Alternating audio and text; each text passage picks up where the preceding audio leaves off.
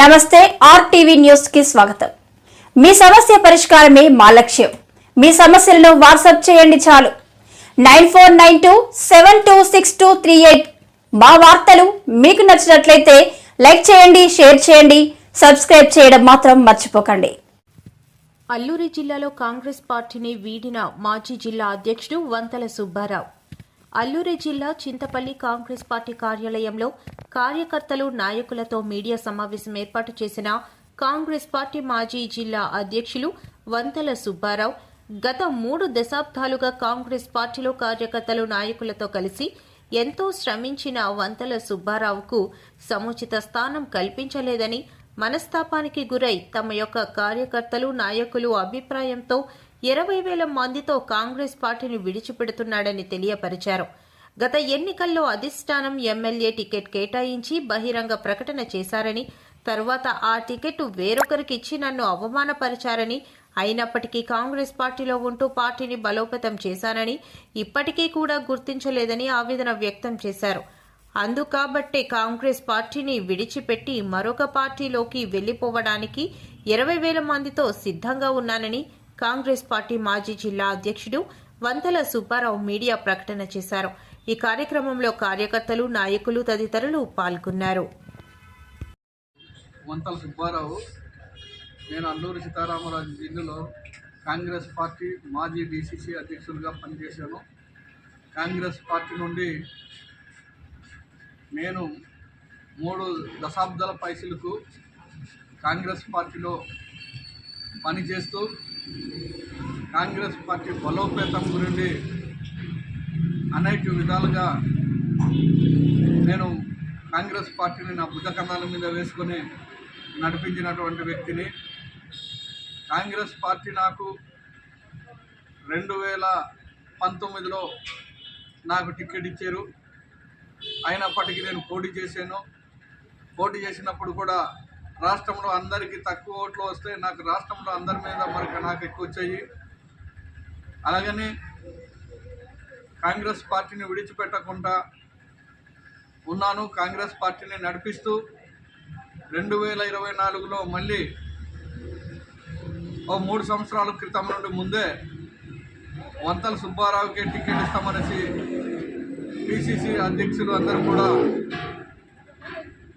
మారినటువంటి పాత వాళ్ళందరూ కూడా నాకు ఎమ్మెల్యే టికెట్ నీకే ఇస్తామని చెప్పి 2024లో శర్మిలారెడ్డి గారు చింతపల్లిలో బహిరంగ మీటింగ్ పెట్టు అనేసి చెప్పి నేను వేలాది మందితో బహిరంగ మీటింగ్ పెట్టడం జరిగింది.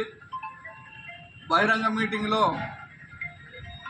ఆల్ ఇండియా కాంగ్రెస్ కమిటీ నుండి చాలామంది పెద్దలు వచ్చారు.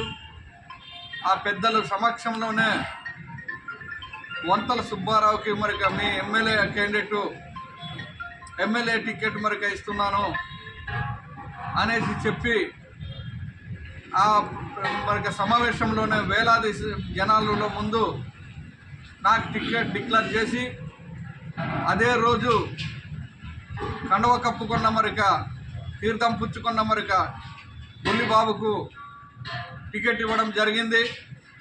ఆ టికెట్ ఇచ్చిన తదుపరి నేను మనస్తాపం చెంది మేడం గారు నాకు టికెట్ ఇస్తాననేసి డిక్లేర్ చేసి నా జనాల దగ్గర అవమానం పరిచి నన్ను మోసం చేశారు మీరు అనేసి నేను డిమాండ్ చేశాను. అయినప్పటికీ వాళ్ళందరూ కూడా నీకే ఇస్తామని చెప్పి మోసం చేసి మాయమాటలు చెప్పి అబద్ధాలు చెప్పినందుకు నేను రంగంలో దిగడానికి ఇండిపెండెంట్ అభ్యర్థిగా దిగడం జరిగింది. నేను అడిగాను, మేడం గారు నాకు ఎక్కువ ఓట్లు వస్తాయి, నేను జనబలం వ్యక్తిగతంగా నాకు జనబలం ఉంది అనేసి అంటే నీకు బ్యాక్గ్రౌండ్ లేదు, నీకు జనబలం లేదు, నీకు ధనబలం లేదు, నువ్వేలాగే పోటీ చేస్తావు అనేసి నాకు హేళన చేసింది. అదే మాట మీద కట్టుబడి నీవు ఇస్తున్నటువంటి టికెట్ ఇచ్చినటువంటి క్యాండిడేట్కి ఎంత ఓట్లు వస్తాయో, నాకు ఎంత ఓట్లు వస్తాయో నేను తేల్చుకుంటానని చెప్పేసి నేను ఇండిపెండెంట్గా పోటీ చేశాను. పోటీ చేస్తే నాకు అధికార పార్టీలతో మరిగా సమానత్వంగా మరిగా పోటీ ఇచ్చి నేను 3వ స్థానంలో మరిగా నిలిచాను. నాకు ఓట్లు కూడా ఇండిపెండెంట్గా 16,000 వచ్చింది. అయినప్పటికీ కాంగ్రెస్ పార్టీలో వీడకుండా నేను కాంగ్రెస్ పార్టీలోనే కొనసాగుతూ ఇప్పటి వరకు మరి ఇది చేస్తే మొన్న రీసెంట్గా మరి ఢిల్లీ నుండి మరి అబ్జర్వేటర్ను మరి పంపించారు. ఎవరైతే పోటీలో ఉంటే వాళ్ళకే డీసీసీ పదవి ఇస్తామనేసి అన్నారు.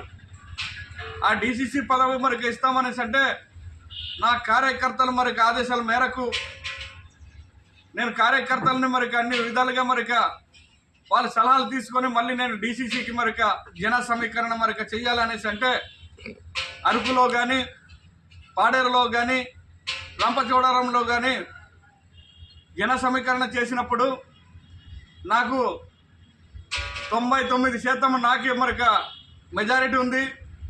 వాళ్ళకి 0లో ఉన్న వాళ్ళకి ఈరోజు డీసీసీ పదవి మరికి ఇవ్వడం జరిగింది.